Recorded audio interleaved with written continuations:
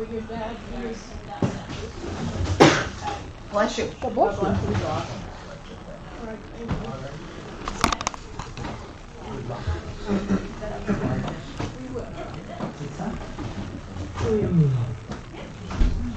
Exciting and scary. How's your mom? So you're like,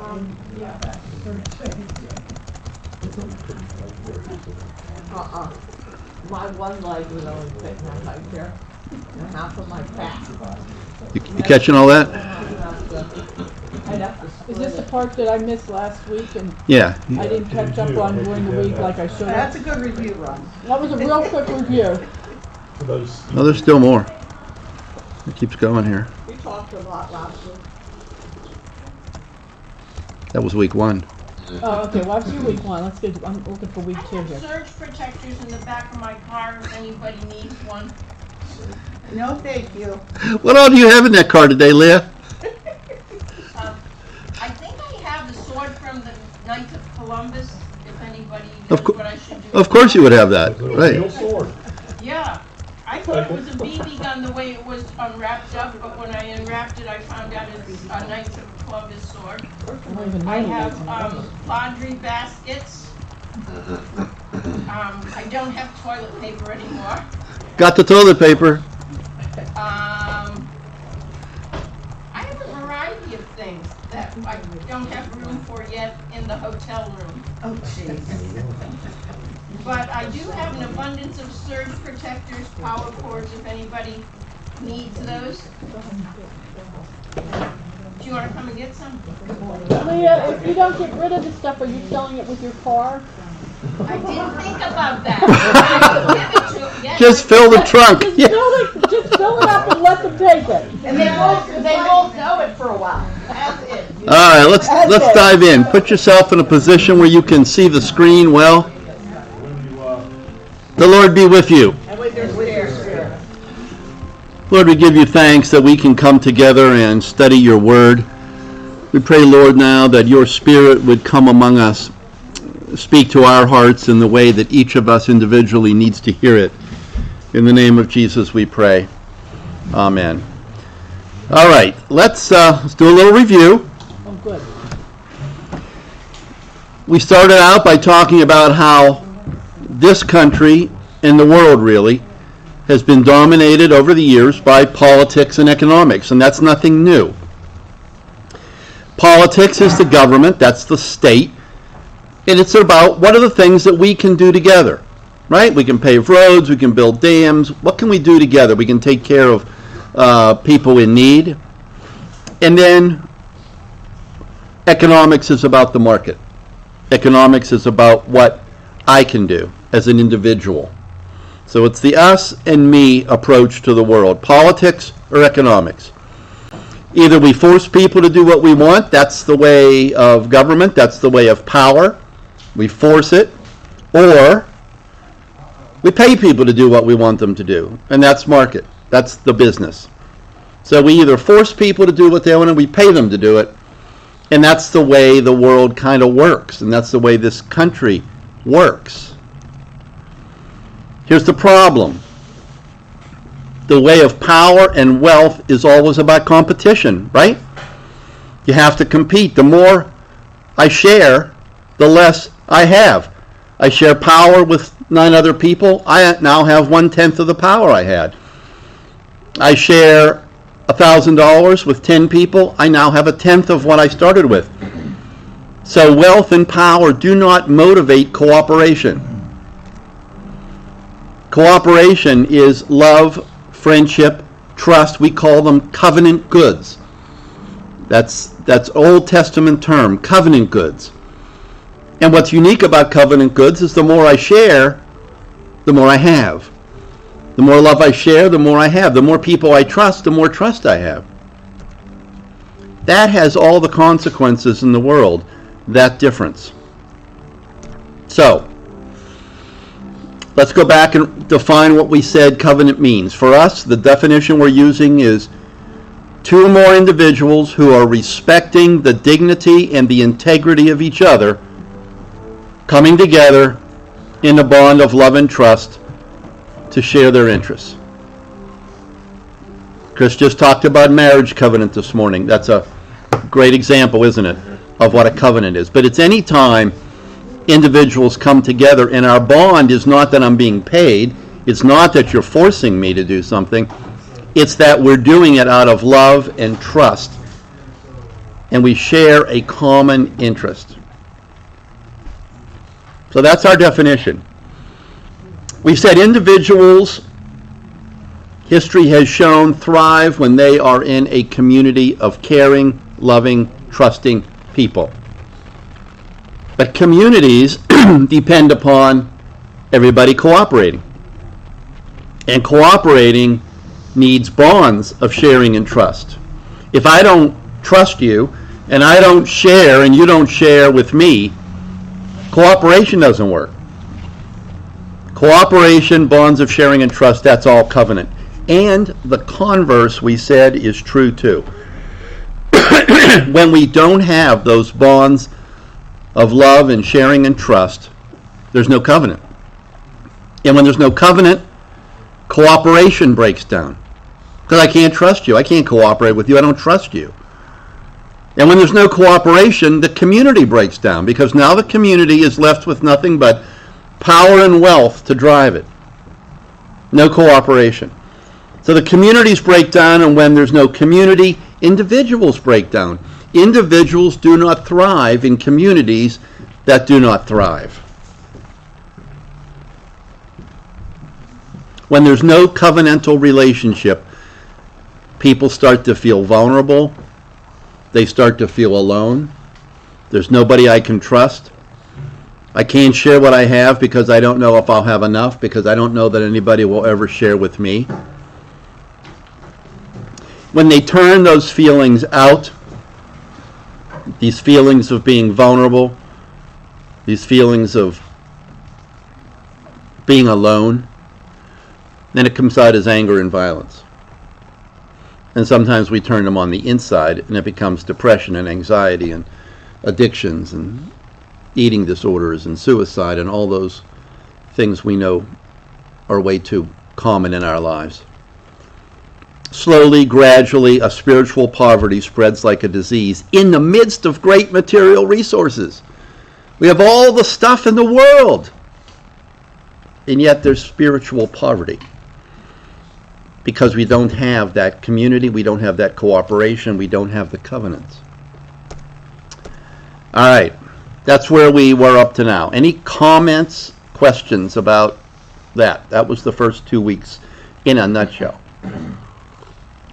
All right, we're going to dive into the Old Testament now, because there's a lot of lessons here for us. Covenants existed back in the Old Testament times. We know the covenants between God and his people, but there were covenants for other things. There were treaties between tribes or states. They didn't have anything to do with religion. They were agreements. We won't hurt you, you don't hurt us, those kinds of things. In fact, in the ancient world, religion itself was all about power and wealth, economics, politics, because the gods had supreme power. They gave them the supreme power. And gods also controlled wealth. They controlled whether it was going to rain and your crops were going to produce, or whether they weren't. They were going to determine whether you would ever have children in your family or not. If you wanted wealth or power, you had to please the gods. I mean, that was just a no-brainer. That was the understanding. You pleased the gods if you wanted to thrive. And thriving meant I either have power or I have wealth. So it was also, it's not new, you see, it was also a world that was based around and built around power and wealth. And the gods were in the midst of that. And then here's what's crazy. Israel comes along, and they say there can exist a covenant between God, the one God, and mankind. There can be a covenant with a God. Absolutely crazy. A bond of love and trust between the infinite God and the Creator. And the finite. A bond of love and trust with the one that created it all. A covenant between God and man. That was considered absolutely absurd. That was just, cannot compute. Gods don't covenant with people. Gods are far above people. They don't covenant with people. So when Israel comes up with this, it's nuts. And then they say, guess what? Our God also loves the poor and the powerless. Those without wealth and without power. He loves them instead of the powerful and the wealthy. That's crazy, because gods don't care about someone who has no power or no wealth to offer them as a sacrifice, as a gift. No, they have no care at all for the poor and those who have no power. So this was a radical shift in the way people thought. Yet it was the idea that went on to transform the world, didn't it?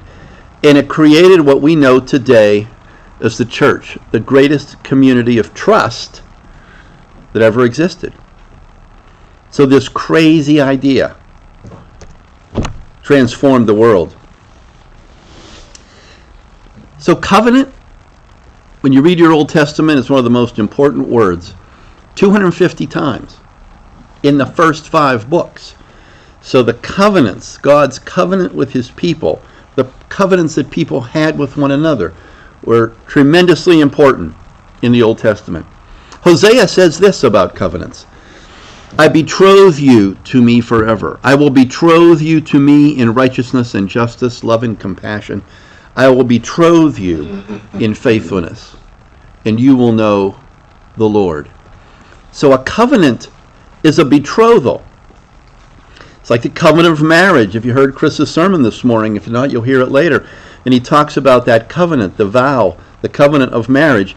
It's a betrothal. And in the Old Testament, covenants meant a betrothal, a bond, a commitment, a promise. It wasn't just something we take for granted or something that's casual. It's a serious agreement. It's a serious commitment, like a betrothal. Jeremiah hits the same tune here.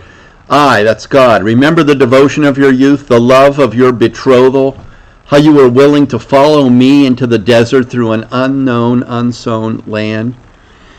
That's the covenant, like a betrothal, willing to follow God into the desert. It was covenant, you see, that allowed people to face the future without fear.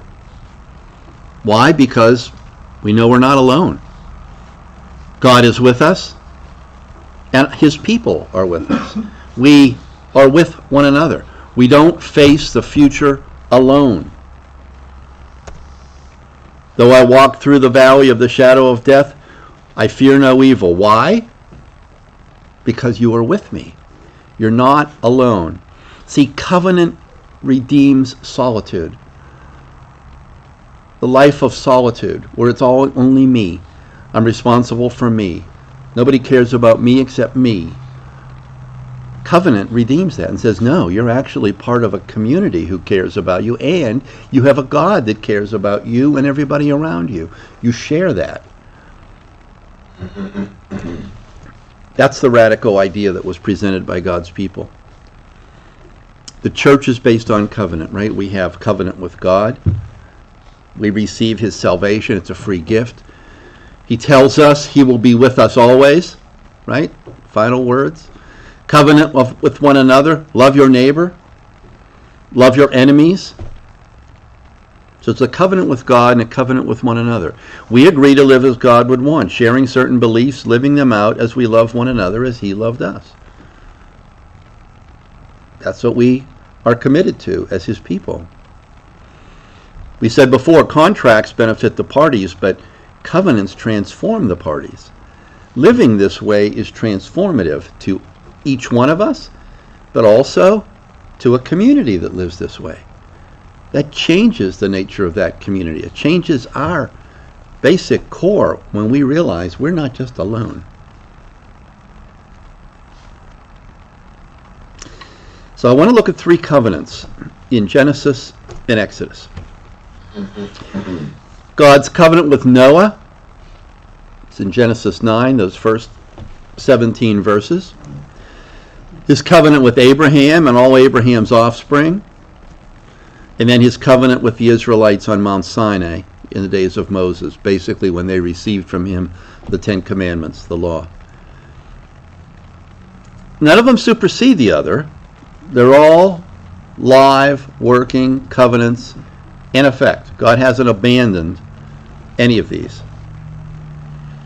But there's a significant distinction between two types of covenant. And this distinction has come to me from these readings of these two rabbis, Joseph Slobodnik and Jonathan Sacks.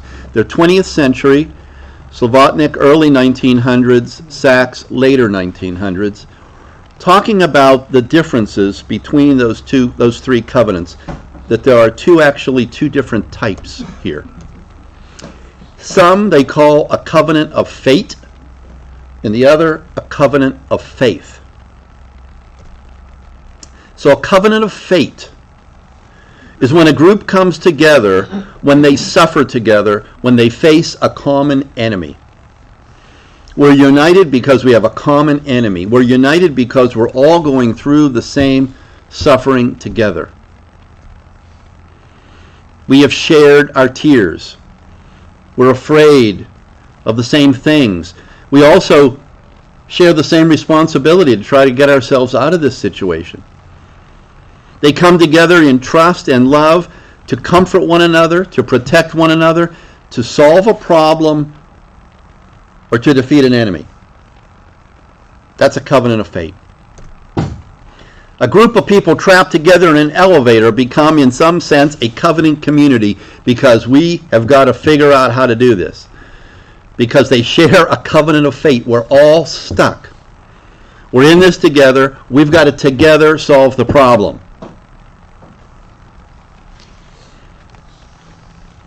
Think about the United States after 9/11. It was an attack on all of us, wasn't it? Not just the people of New York, not just the people in the building, certainly them, but all of us. It was an attack against all of us. And we shared that. And there was a moment in time when you felt a unity, didn't you? You felt a covenant of fate. We're all in this. We're all in it together. Think about the people of places like New Orleans after hurricanes. They come together because they're all in the same place. Rich or poor, it almost didn't matter. Everybody was affected in a traumatic way by those hurricanes. They're united by a covenant of fate. Think of the love and the trust that soldiers have for one another in battle, even years later. And they come together, and they consider themselves brothers. Why? Because they went through the same thing together. They went through the same horrors of war, and that created a covenant of fate among them that continues to exist even as they all age. That's the covenant of fate. Covenant of faith. It's a group bound together when they dream together and share common aspirations and ideals. You see the difference? This is a group that comes together because we see something that we want to aspire to, and we're going to do it together.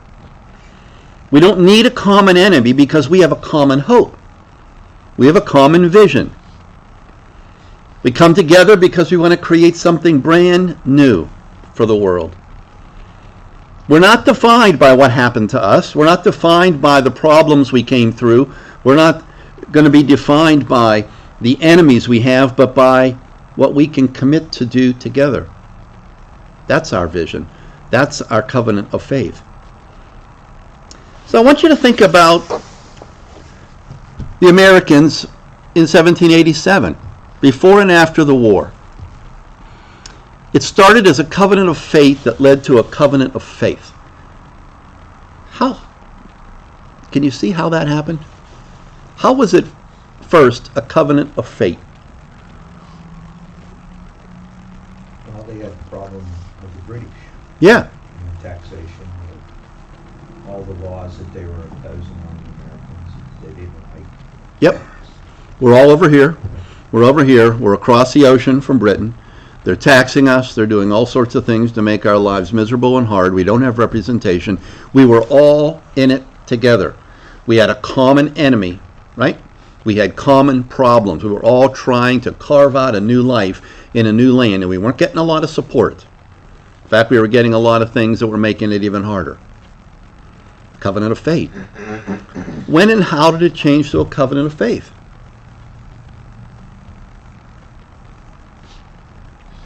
People got fed up with what was happening, and they all bonded together to create one thought, one goal.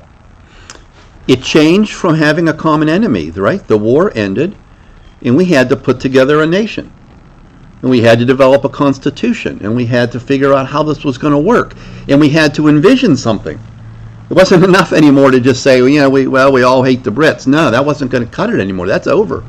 Now, how are we going to thrive? We need to create a vision for ourselves that we can all share. And the Constitution has articulated that, right? A vision. And now we became a people who were committed to creating and living toward this vision and creating that vision. See, the covenant of faith led us into a covenant of faith. It's important. And that the covenant of faith actually had to come first before the covenant of faith could happen.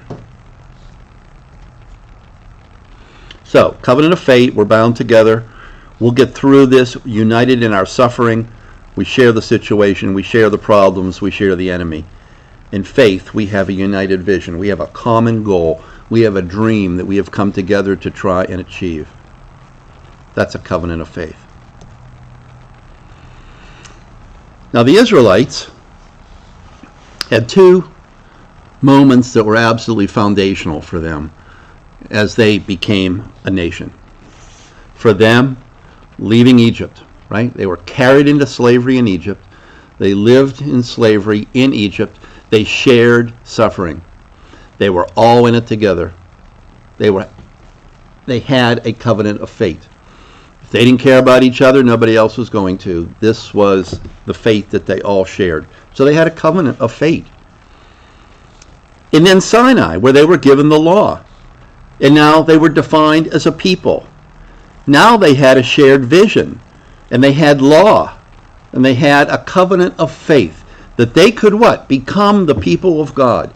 That they could live into the covenant that God made with Abraham to be a nation, to be a blessing to the world, all of that. They went from people stuck together in slavery to now a people that had hopes and dreams and a vision.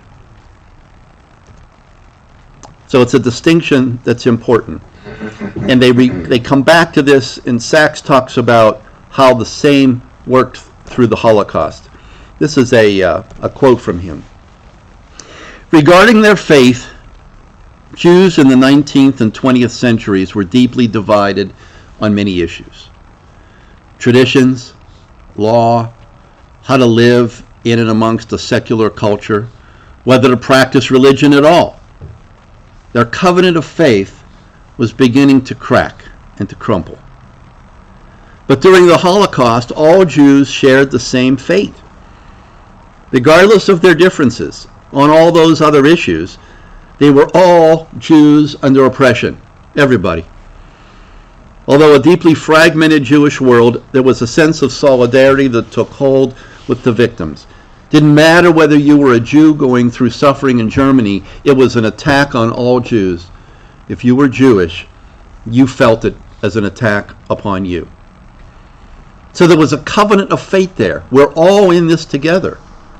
This attack on us as a people is something we all share. We have a covenant of faith. So these divided peoples began to coalesce again as a covenant of faith. So it might look like the covenants with Noah, Abraham, and Sinai are the same, but they're different. Let me show you how. Abraham and Sinai were covenants of faith. They were united by a vision. Abraham, first three verses of chapter 12 in Genesis. I will make of you a great nation. You're going to be my people. You're going to be a blessing. It was a vision that God gave Abraham for him and his descendants. And then Sinai, if you obey my voice and keep my covenant, you shall be my own possession among all peoples. For all the earth is mine, you shall be a kingdom of priests and a holy nation. A vision. You're going to be a kingdom of priests and a holy nation. It's a vision, and they share that. 2 covenants of faith, uniting them because of what they can be. Noah's is about fate. The world was destroyed by a flood. Everything, all life, with the exception of those on Noah's Ark, shared the same fate. Humanity after the flood was like the Jewish people as they came out of Egypt, and like the Jewish people after the Holocaust. They had been united by a common fate that they had experienced. This group of people and all these animals had shared a fate for 40 days on that ark. They had come together on that ark because they were all the only ones left. The covenant of Noah was the covenant of fate. And God says, never again will I destroy the world. But I can't promise that you won't. I can't promise that you will never destroy the world.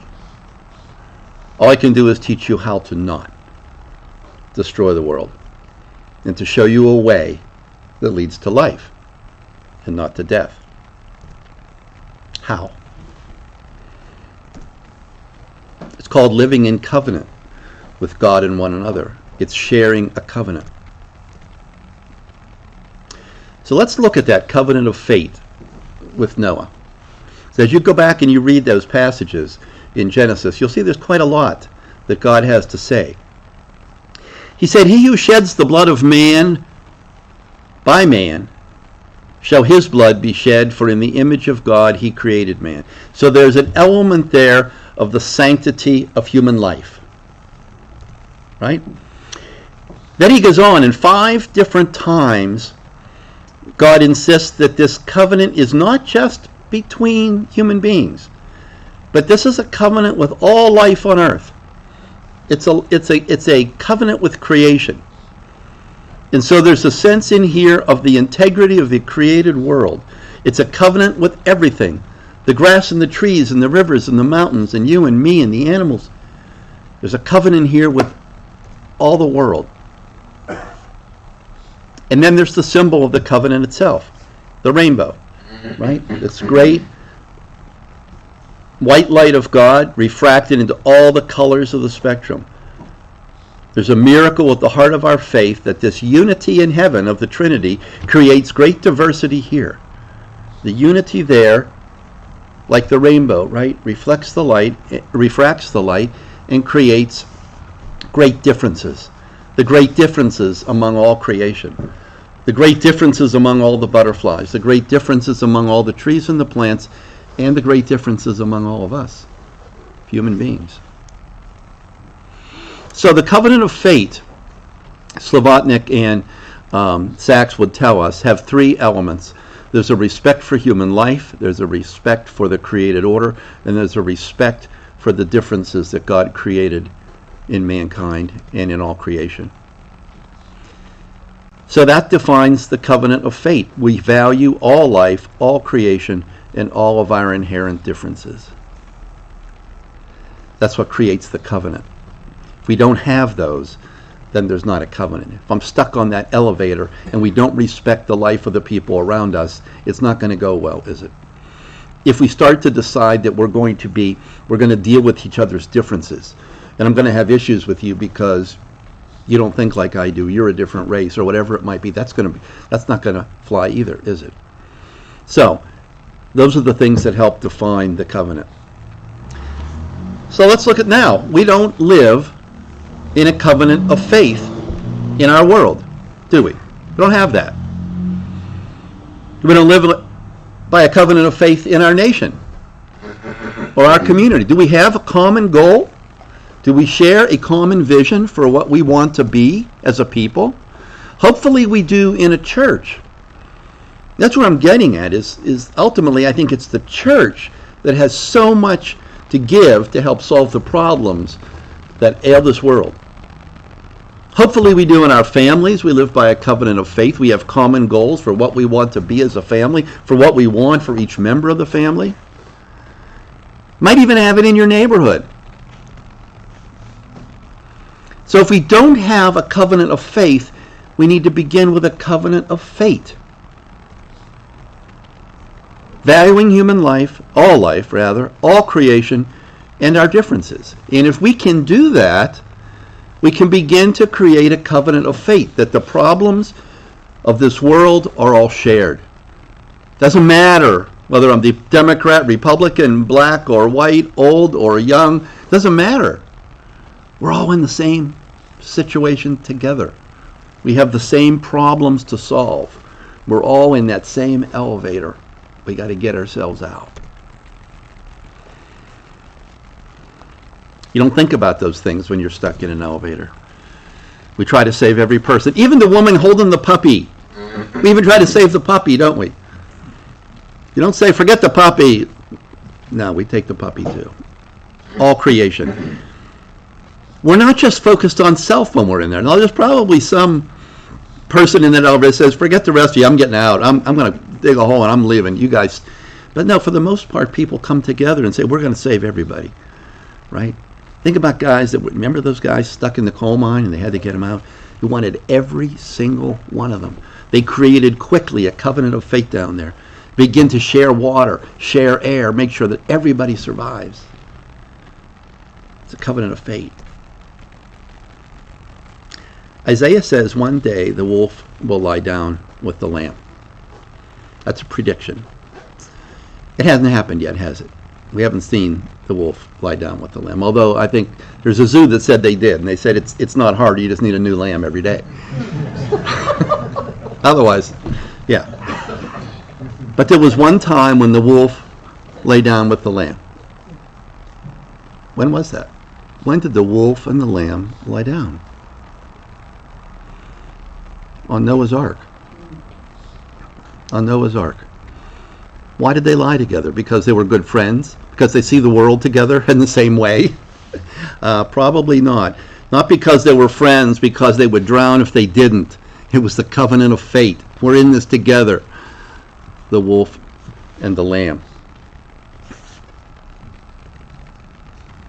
So the covenant of fate precedes the covenant of faith. Faith is particular. We have to make decisions. We have to choose to do that. Fate is universal, right? We're all in this.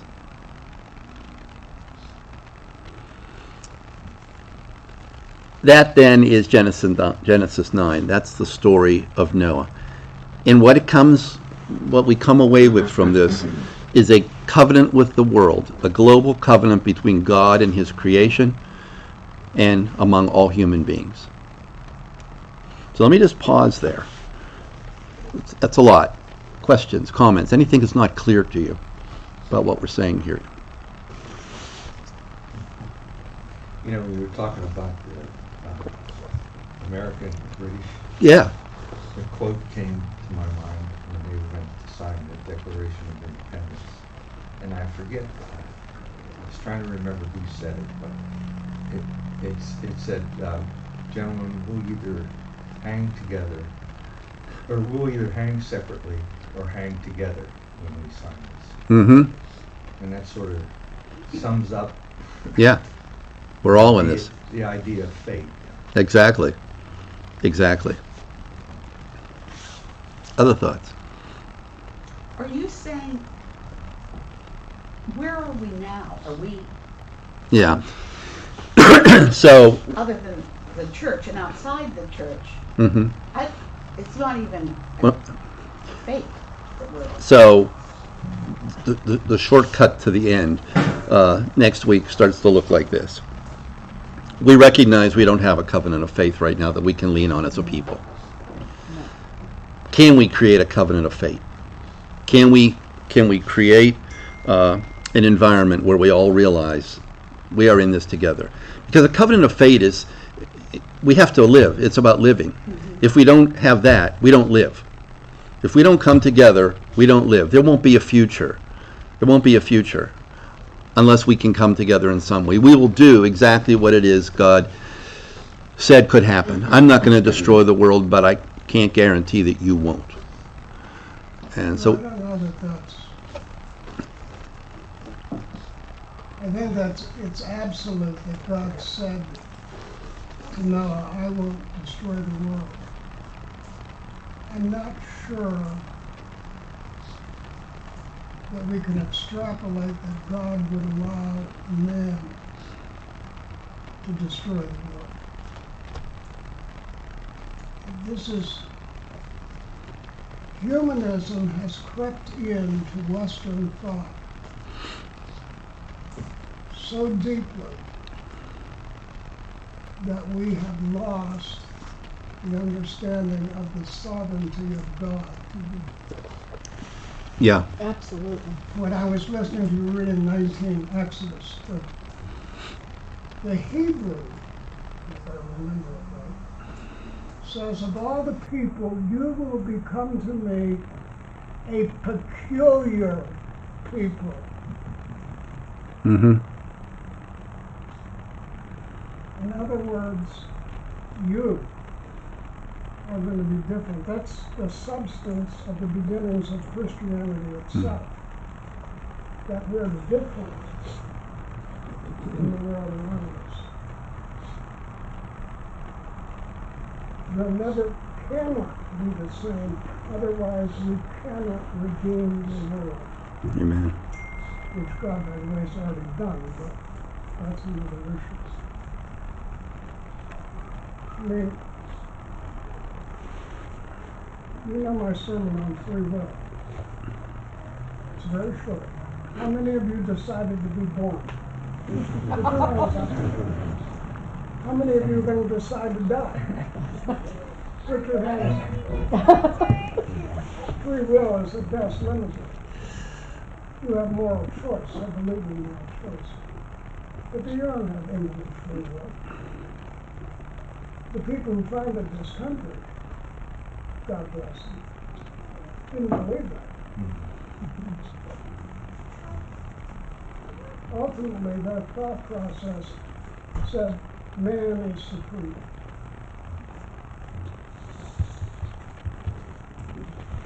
Other thoughts? Yeah, when you were talking about, the way I read it, God promised Noah that never again he would destroy the earth with a flood. Cover the whole earth with a flood. There's other ways to destroy the earth. He says actually two things. He says, at one point, I won't destroy the earth, I won't destroy the world again. And then he goes on and he says, he'll never destroy the world again by water. Yeah, So he says both. Yeah. Promise, a sign of his covenant. Right.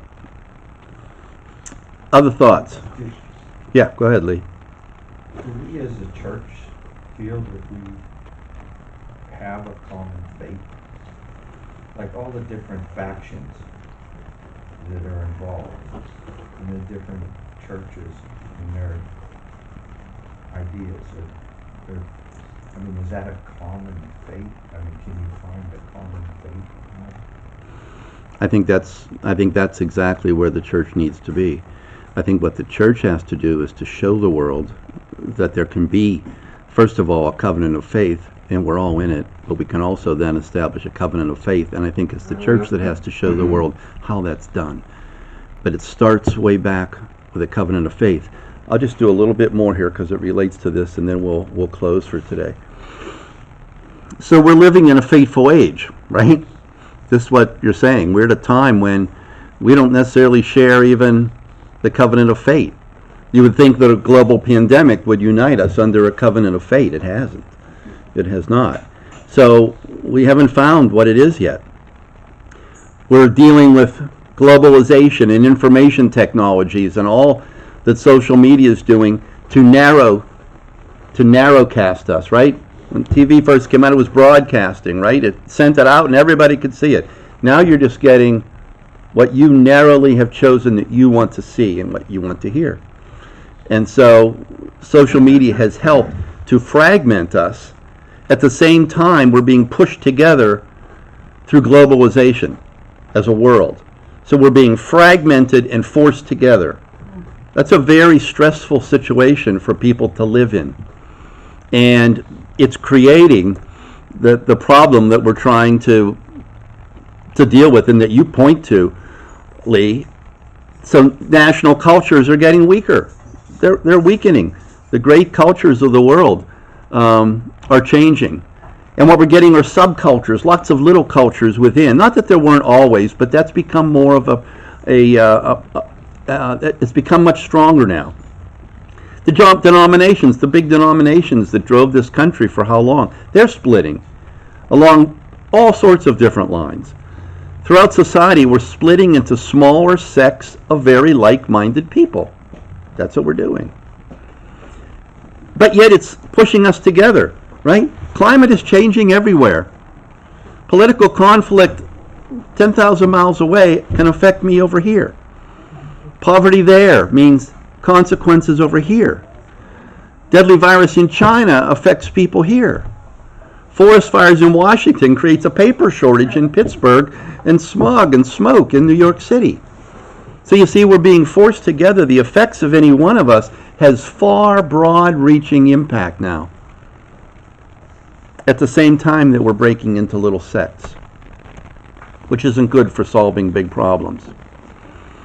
We're seeing those factors that create the covenant of fate endangered, right? The sanctity of human life, absolutely endangered. The integrity of creation, we're seeing environmental catastrophe everywhere. The respect for differences, we are in an us-them environment. There's far more me than there is we. God's people, His people. And so when we don't have a covenant of fate, what are we left with? We're left with selfishness. All I can care about is me. It's all I can do. And that presents chaos in any community, any society. But the covenant of fate comes before the covenant of faith. Because we can't have any faith if we can't at least live. We can't live by faith until we live. If we don't figure that out, future generations have nowhere that they can live. And we are in a covenant of fate with them too, aren't we? We're in a covenant of fate with who comes next, because we are preparing the environment into which they will come, and to which these little kids on the other side of the church are going to grow. So, let me stop there, and we'll pick up there next week. We're going to focus in on the story of Joseph. That's Genesis, trying to remember, I think I have it here. There you go, 37 to 50. So it's about 12 or 13 chapters. Wonderful story. We're going to be hitting on significant pieces of it, but I think it gives us the final lesson for how we're to live and how we are to behave as a church to try to make a positive impact into the situation that we live in today. Final comments? It's funny when you showed that segment before about chaos, and when you talk to people, I don't care who they are, everybody seems the same. It just feels like the world's out of control. Yeah. And that's what everybody seems to comment Mm-hmm. on. And you stated it there when Mm-hmm. we're not living as a covenant or in faith, that's what seems to be happening. Mm-hmm. And to Terry's point about the sovereignty of God, I mean, I don't think he takes a blind eye or is just passive as he looks at what's happening to his world and his people. Dead sure he's well at work. Can we get on board with him? Because what he's going to do it through his people. He's going to do it through us. Okay, next week we'll wrap it all up. Wow. Very good, Ron. Thanks. Yeah, you're making my head hurt. I know, I think I have a headache. I'm thinking maybe you should go on television and give this to the world, Something. Oh my goodness. We'll see.